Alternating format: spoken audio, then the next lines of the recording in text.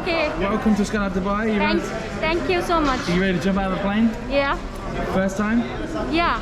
Today is my birthday, so I'm going to celebrate up there. Yeah, perfect. Happy birthday. All right, well, Thank you. any messages for anybody back home watching this? Yes. I love you guys and see you soon.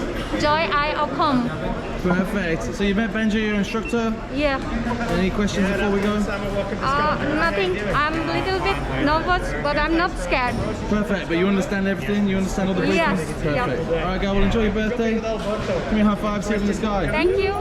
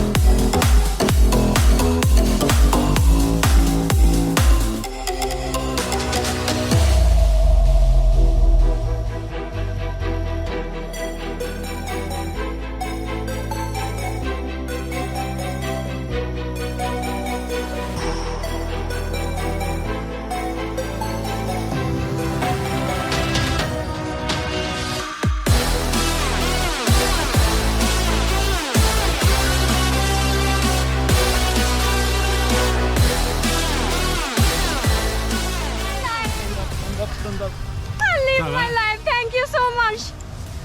It's your birthday. Yes.